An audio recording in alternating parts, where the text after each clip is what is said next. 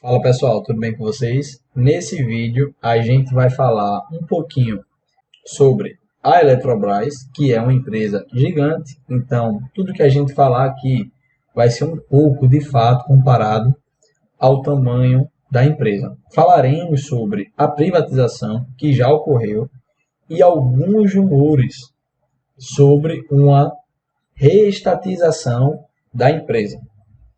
Mas antes disso, eu vou lhe convidar a dar uma olhada aqui no nosso canal, onde a gente tem uma rotina de investimentos. A gente tenta trazer aqui uma análise de vários investimentos, uma análise de vários ativos. A gente tenta também trazer vídeos todos os dias, num horário específico, às 18 horas. No entanto, os vídeos acabam às vezes saindo um pouco mais cedo, um pouco mais tarde. Algumas vezes também tentamos colocar pelo menos 2 vídeos por dia, sempre que surge uma nova notícia naquele dia em questão. Então vou lhe convidar a se inscrever no nosso canal, caso você tenha interesse em acompanhar essa rotina de investimento e trocar um papo legal com a gente aqui sobre diversos ativos da Bolsa de Valores. Pois bem, pessoal, um fato é, a Eletrobras, como a gente já bem sabe, ela foi privatizada no ano passado, em 2022, ainda no governo do ex-presidente Jair Bolsonaro. Essa empresa foi privatizada por 10 bilhões de reais e na época da privatização, essa empresa alcançou a marca de top 10 empresas da Bolsa de Valores. Hoje, como a gente pode perceber, se a gente pegar mais ou menos o mês ali na época de junho a julho, a empresa chegou a ter um crescimento. No entanto, já baixou o seu valor de mercado. Se a gente for dar uma olhada aqui no valor de mercado dessa empresa, está cerca de 82 bilhões de reais. O patrimônio líquido está na casa dos 110 bilhões de reais. Então, de fato, essa empresa está mais barata, está mais descontada do que deveria ser por conta do seu patrimônio líquido.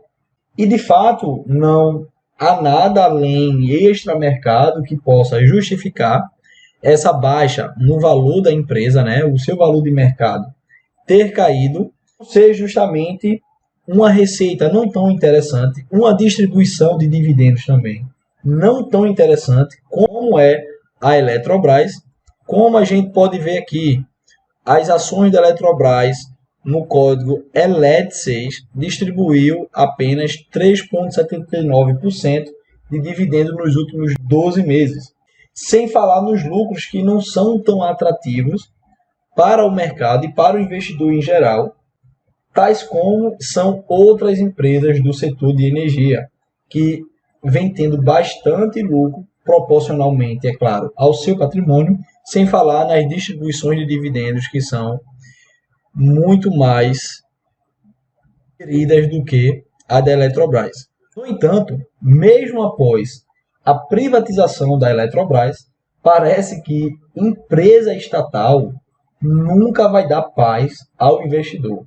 O que parece é que uma empresa estatal, mesmo depois de ser privatizada, mesmo assim ainda vai dar dor de cabeça aos investidores. Veja essa notícia aqui. Governo aciona STF para reaver direito de voto na Eletrobras. E quando eu vi essa notícia, eu realmente fiquei bastante curioso na época em que começou a acontecer esses rumores, esses comentários, e eu fui atrás de qual era a proposta do governo. E como a gente já pode ver aqui, foi a própria AGU que entrou na sexta-feira, 5 de maio, com uma ação no STF. Então você já percebe que a coisa já é um pouco mais séria, de fato. Estão querendo levar para frente para questionar o limite de até 10% de direito de voto da União na Eletrobras. E de fato, aqui a gente percebe o texto que foi produzido pela AGU e enviado ao STF. Excelentíssima senhora Ministro, presidente do Supremo Tribunal, o presidente da República representado pelo advogado-geral da União, artigo 4º, inciso 7º e 9 da Lei Complementar número 77, 10 de fevereiro de 93, com fundamento disposto no artigo 103, inciso 1 da Constituição Federal, bem como na Lei 9.868, de 10 de novembro de 99, vem perante a Suprema Corte ajuizar. Aqui, nesse texto que eu vou disponibilizar aqui nesse vídeo, tem uma série de tópicos, como, por exemplo, a ação direta de constitucionalidade. Ou seja, a AGU, em nome do governo federal, trouxe aqui, apresentou um texto ao STF com uma série de coisas que eles julgam irregulares, como, por exemplo, a inconstitucionalidade da privatização da Eletrobras. E o que mais chama a atenção é justamente nessa parte aqui do texto, o objetivo específico da presente ação direta. Artigo 3º-A. Desestatização da Eletrobras fica condicionada à aprovação por sua Assembleia Geral de Acionistas das seguintes condições: a alteração do Estatuto Social da Eletrobras para vedar que qualquer acionista ou grupo de acionistas exerça voto em número superior a 10% de qualquer ações em que se dividir o capital votante da Eletrobras. Vedar a realização de acordos de acionistas para o exercício de direito de voto, exceto para a formação de blocos com número de votos inferior ao limite de que se trata a linha deste inciso. Criar ação preferencial, é aqui talvez onde esteja o maior problema, criar ação preferencial de classe especial de propriedade exclusiva da União, do inciso 7º do artigo 17 da Lei nº 6.404, de 15 de dezembro de 1976, que dará o poder de veto nas deliberações sociais relacionadas às matérias de que se trata este inciso. E qual que é o problema de tudo isso?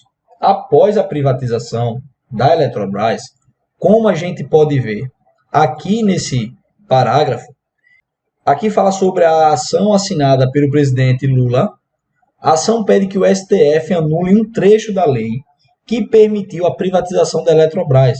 O texto estabeleceu a alteração do Estatuto Social da empresa para limitar o capital votante a até 10%, independente da participação societária de cada acionista. Como a gente sabe, a Eletrobras, a União, detém mais de 40% das ações da Eletrobras. Só que após a privatização, foi tirado essa dominância, esse poder de acionista controlador que a União tinha, e foi-se criado novas regras no quesito de votar ações relacionadas à empresa. O que o governo agora está querendo é ter novamente esse poder de voto, como se fosse um voto de Minerva, ter novamente as rédeas da empresa em suas mãos. Só que com isso tem um fato que deve se analisar.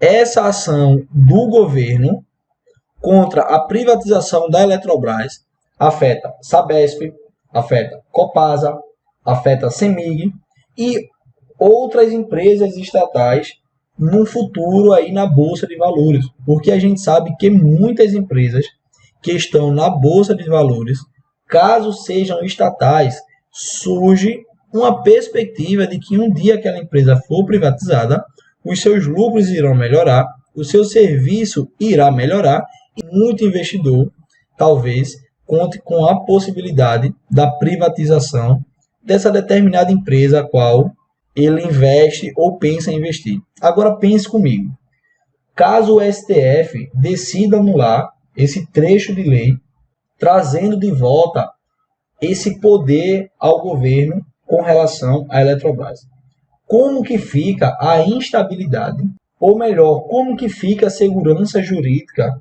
pelo menos nesse quesito de privatização? Como é que o mercado estrangeiro, como é que os investidores estrangeiros vão olhar para o Brasil e pensar que aqui a gente tem estabilidade naquela empresa após a privatização? Então talvez seja algo para a gente permanecer de olho, continuar de olho, ver quais serão os próximos passos, ver como o governo vai se manifestar e se posicionar nos próximos dias.